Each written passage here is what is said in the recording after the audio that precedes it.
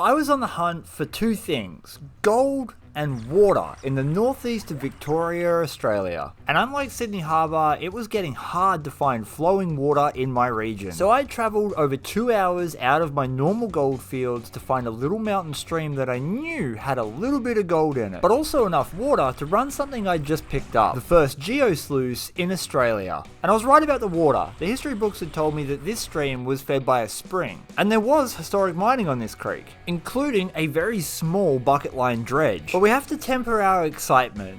I wasn't familiar with this area, and we had to find the gold. You can never be 100% sure when it comes to things of this matter, but I think I died and went to crevice heaven. Let me be honest. The sheer amount of bedrock that was coated in gravel in this area, surrounded by historic workings, led me to believe that I should be finding gold pretty quickly. Decaying bedrock like this has almost never let me down in the past, particularly in places like Reedy Creek. First pan of the day, if there's gold in this, it'll be amazing. Nope. Not even a speck. And it goes to show you, no matter how experienced you are, you need to put in the legwork to find good deposits. My initial excitement just wore off because I discovered that there is no gold in the crevices at all. I mean, I checked about a dozen of them, but I have found gold further downstream. Apparently, this is too fast. This bucket contains every single one of the test pans I've done over the last 2 hours, because what was probably 30 seconds or a minute for you has been many hours for me. I scoured the creek up and down within the sections I could set my new sluice box up in, because after all, whilst there may have been gold deposits elsewhere, I really wanted to run my river sluice, and I did find a little bit of gold as I test panned this area. The first bit of gold that ever hit this sluice came from my test panning. I dumped the bucket on it to reduce the amount of cons, and then I had to move my entire setup to where I had managed to find some gold. And this bucket doesn't really have any good news in it. What I was starting to find out was the gold on this creek was chunky but sparse, and the fast water seemed to push all of the gold further downstream onto the wider, flatter sections. I drove an hour and a half from my normal goldfields on Reedy Creek to come here to Reedy Creek just so I could have flowing water. But that means I'm unfamiliar with the creek, and I've struggled to find any really good gold in the last couple of hours. This is by far the best pan that I've got. 3 little flakies and some nanos. Now, I found bigger flakes here so far, but only on their own and only sporadically. I am the eternal optimist, however, so I figured 3 specks of pan's the best pan I got in 2 hours. Now, you may assume that's discouraging, but hey, I've got gold and I've got a brand new sluice box and I've got water. We might not get a bonanza today, but we are going to have fun sluicing. And sometimes that's just a way to go. Nothing brings on gold fever depression faster than trying to chase big totals and not finding it.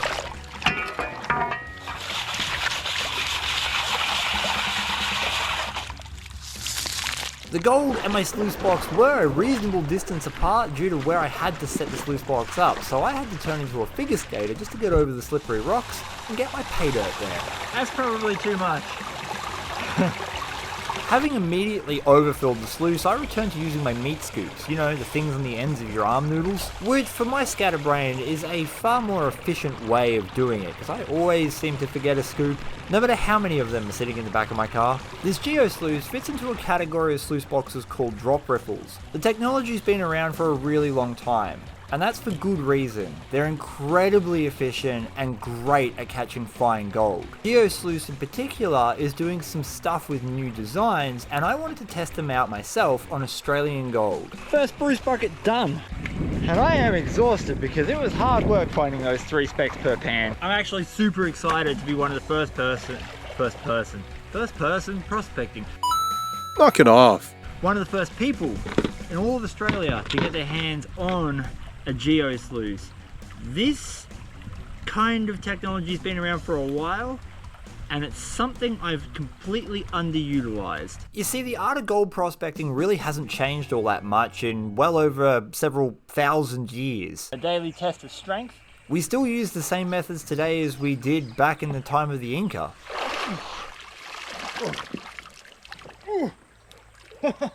Still got it. These buckets are too far away from the sluice. I was one of these people that jumped on the Dream Map bandwagon, but through my own experimentation and my own realization that perhaps Dream Mat wasn't everything I needed in my life, I started looking for other alternatives.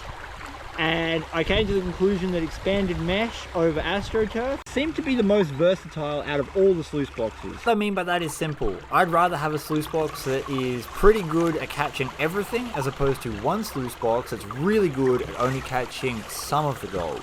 And once I worked that out and ran some experiments, I realized that I may have been losing a lot more gold than I first thought. And so I've made the switch.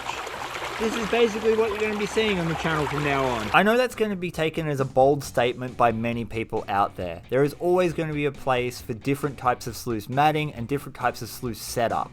What I'm looking for is one that ticks more boxes than it doesn't. There's actually a really big flake of gold right there. Holy crap. Oh, maybe it is worth sticking to this, but look at that! Hey, that's a good bit. Oh, that makes it worth it. I knew I saw something come down here and bury itself in there. It must have been that. I could talk ad nauseum about the reasons I made my choice and go into all the minutiae, and I will, probably on live streams. So if you haven't seen one of my live streams, consider hitting the subscribe button because we try to do them every single week. It's really interesting watching this work, how it slides along, and you just see the black sand and gold stop and sink. It's weird. I have not experienced it like this because we've got three different types of riffles. We've got, I don't even know what they're called at this point, but there's narrower square cut riffles here, triangle riffles here, and these sort of back sloping riffles up here. And riffles are important because different gold likes different ways to be caught, and so if you have the same pattern repeating again and again and again, you're only offering one type of way to get caught. So just having those three different sets of riffles in the same box is cool. And at the back here, the lip is sloped down, so it actually scoops more water up and into your sluice box, meaning you can run it in Australia with next to no water. It's an interesting and quite observant design feature, that lip, because most sluice boxes tend to go wider instead of down. But really, the problem's always water escaping underneath your sluice, not around the sides of it. This gave me hope that I'd be able to use this sluice for longer during summer. But as it was, we weren't even halfway through, and I had to drive 2 hours away just to find enough water to run this. As is customary, I forgot my scoop. Scoops of meat. Who else likes to use their scoops of meat? I got a left-handed scoop too. Even though it was left-handed, boy was it efficient at holding the camera and looking at my right hand to scoop dirt into the sluice. We're also real good for swirling.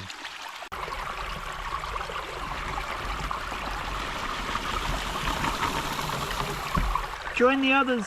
I managed to feed a few buckets down the sluice box, and I had even seen more gold than I had expected from my test pans. I do wonder what it's going to be like when I finally run this in a spot that has known good gold. Somewhere out there is a good deposit. I don't really know where that is today. Bucket number 5. Seeing that gold was enough of an inspiration to keep going.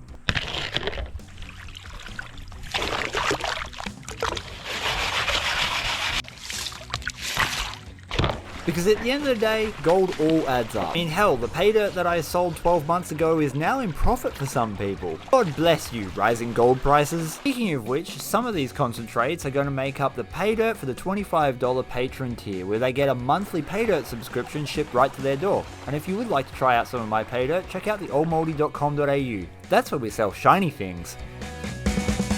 I got some pretty exciting ideas for this sluice box and where to take it, but we're going to need water, so we might be waiting a little while.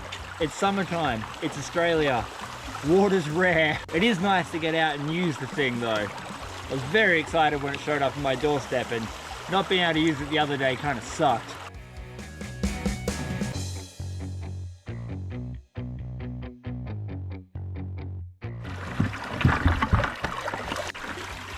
It's interesting to note how each riffle's caught a different type of rock, which is what I was talking about before, is that these riffles will work really well for one type of rock, these are different, and these are different.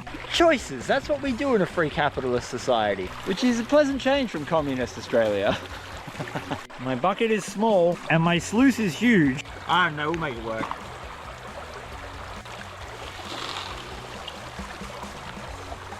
Yeah. That was the easiest clean out I think I've ever done. And for the size of the sluice box, we haven't got that many cons. Well, we got golds. Oh yeah, look at them all. We have got gold. Oh, there might be more in there than I thought. There's way more flakes in there than I first thought there was. Maybe I hit a pocket? I don't know. Well, hour and a half drive home from Reedy Creek. I mean, what a beautiful day on Reedy. Yeah. I'm sure this video is going to raise a lot of eyebrows and pose a lot of questions, and I'm going to cover all of that in future videos. I made these choices based off a lot of evidence, a lot of testing, and a lot of conversations, all of which will be explained in the near future. But I have finished cleaning up the gold, and that's what it looks like. Caesar's nightmare for scale. There's about 1/4 grams worth of gold there, and that's worth about 35 bucks. Not a huge amount, but I did get to run my new sluice box, and that's the main thing.